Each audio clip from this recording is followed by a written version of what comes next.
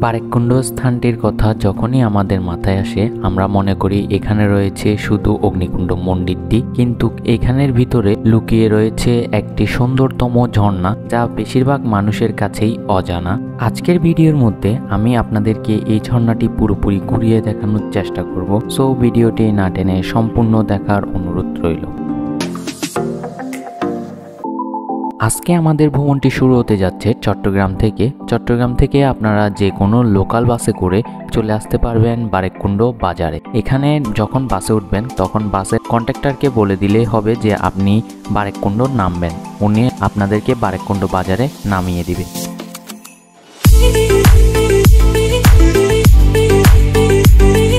বারেককুণ্ড বাজার থেকে জনপ্রতি 20 টাকা করে একটা অটো নিয়ে নেবেন। এটা আপনাদেরকে মন্দিরের যে রোডটা আছে রোড পর্যন্ত আপনাদেরকে নিয়ে যাবে জনপ্রতি 20 টাকা করে।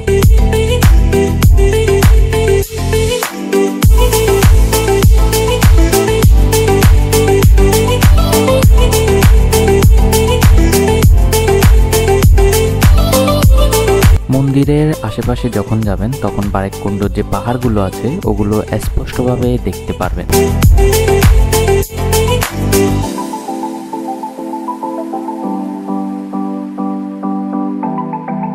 আপনাদেরকে ওই অটোরিকশাগুলো মন্দিরের একটু আগে একটা কাঁচা রোড আছে, মানে ব্রিজ পরে, ওইখানে নামিয়ে দিবে। এখান থেকে হচ্ছে সোজা হাঁটলে আপনি মন্দিরের যে রোডটা আছে ওইটা পেয়ে যাবেন।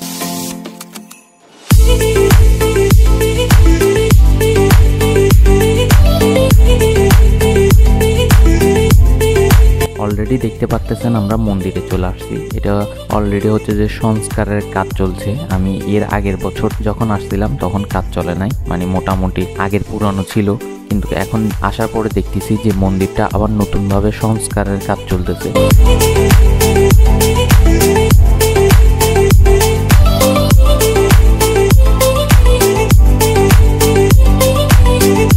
আর এটাই হচ্ছে যে ওই বিখ্যাত অগ্নিকুণ্ড, যেখানে এক পাশে হচ্ছে যে আগুন আর আরেক পাশে হচ্ছে যে পানি আছে, ওইটা দুটোটা দেখা যায়। আর এই মন্দিরটা পুরোপুরি আবার নতুন করে ডেকোরেশন করছে। এখন যদি যান দেখবেন যে মন্দিরের কাজ চলতেছে পুরোপুরি। মন্দির দেখা শেষ করে আমরা হচ্ছে যে ঝর্ণার যে পথটা আছে ঝিরিপথ, ওইটা দিয়ে হাঁটা শুরু করে দিয়েছি অলরেডি। আর এটা যদি রাস্তাটা যদি কেউ না চিনেন তাহলে মন্দিরের বা ওইখানে লোকাল কাউকে জিজ্ঞেস করলে আপনাদেরকে যে ঝর্ণার পথটা আছে ওইটা চিনিয়ে দিবে। তো কি অবস্থা সবার, কেমন আছো? আশা করি সবাই ভালো আছো। আমার নতুন আরেকটা ভিডিওতে সবাইকে স্বাগতম। আজকে আমরা যাইতেছি বারেককুণ্ডর মধ্যে একটা ছোটখাটো ঝর্ণা আছে যেটা বারেককুণ্ড ঝর্ণা নামে পরিচিত। ওই ঝর্ণাটা এক্সপ্লোর করতে অলরেডি আমি ট্রেকিং করতেছি, আর দেখি কতক্ষণ লাগে। ট্রেকিং মাত্র শুরু করলাম, সামনে দেখা যাক কতক্ষণ সময়ের মধ্যে আমরা ঝর্ণাতে পৌঁছাতে পারি। এটা মূলত আমি গুগল ম্যাপে দেখছিলাম, দেখে অনেকটাই সুন্দর লাগছে, তার জন্য চিন্তা করলাম যে ঝর্ণাটা আসি একটু এক্সপ্লোর করি। সাথে আমার ভাই দুজন আসছে, একটা বড় ভাই একটা ছোট ভাই, আর আরেকজন ভাই সুজয় দা।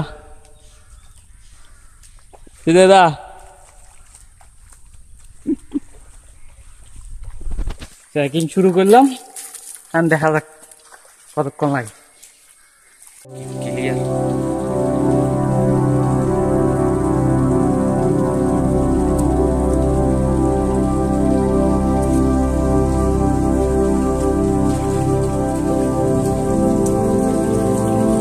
বলে রাখা ভালো, এই ঝর্ণাতে যারাই আসবেন একটু ছোটখাটো টিম নিয়ে আসার চেষ্টা করবেন, কারণ এটা এতটাও জনপ্রিয় একটা ঝর্ণা না যে আপনি এখানে মানুষ দেখতে পারবেন, মানে বেশি মানুষ দেখতে পারবেন। এটা পুরোপুরি হচ্ছে নিরিবিলি, আপনি মানুষের ছিটেফোঁটা এখানে দেখবেন না। তো যদি আসেন ছোটখাটো একটা টিম নিয়ে আসার চেষ্টা করবেন।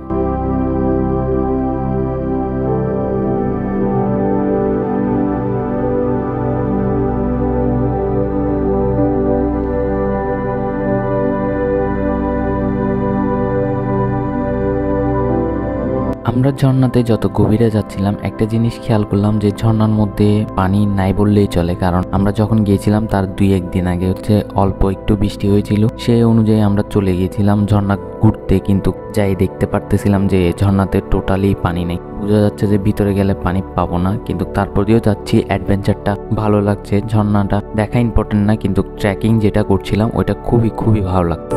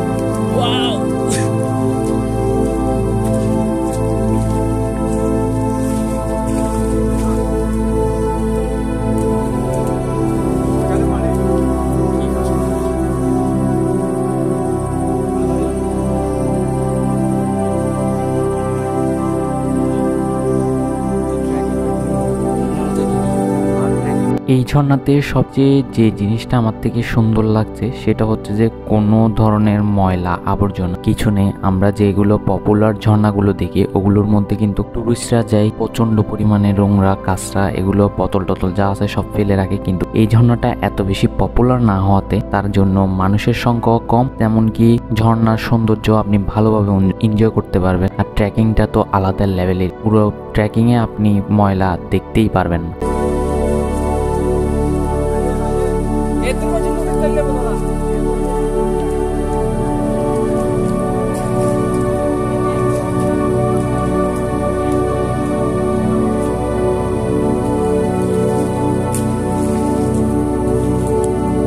এখানে আমরা দুইজন উঠে যেতে পেরেছিলাম, মানে ঝর্ণার যে উঁচু রোডটা আছে ওইটা আমরা দুজনে এমনি উঠে যেতে পারছিলাম, কিন্তু আমাদের যে বড় ভাই আসছে উনির একটু শরীরটা হেভি হওয়াতে উনি উঠতে পারতেছিল না, তার জন্য আমরা দুইজনে মিলে লাঠির সাহায্যে ওনাকে উপরে উঠানোর চেষ্টা করছিলাম।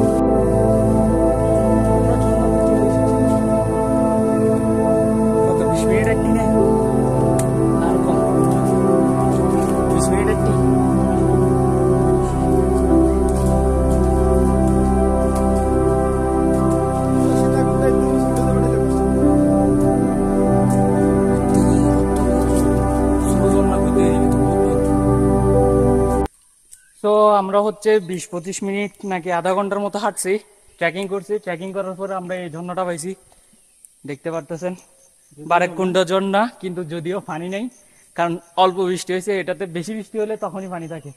আর ভাই পানি নেই এটা বড় কথা নয়, এটার ভিউটা মারাত্মক। ও কতটা উঁচু, ও বলার বাইরে, সার্থক, পানি না থাকলেও সার্থক। সুইজু পানি বরফ।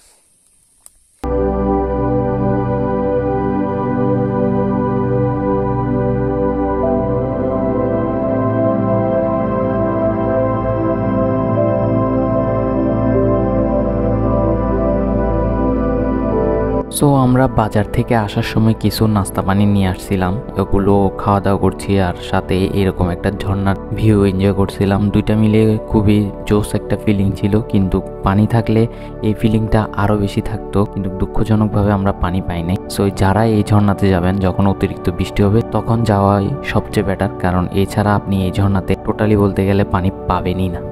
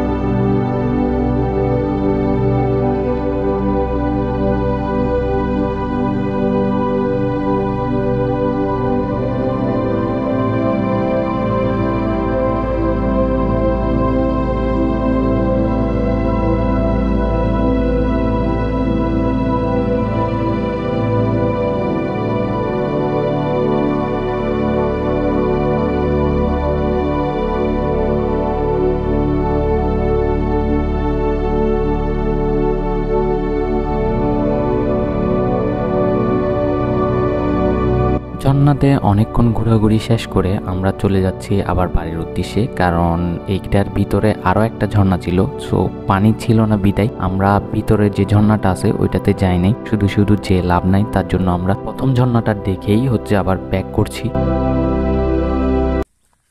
সো আমরা যে ঝর্ণাতে ঘোরাঘুরি শেষে বারেকুণ্ড যে অগ্নিকুণ্ডটা আছে ওইটাও ঘুরলাম, ঘোরা টোরা শেষ করে এখন চলে যাচ্ছি। দেখা হবে পরবর্তী কোনো ভিডিওতে। আজকের মতো এখানে বিদায় নিচ্ছি।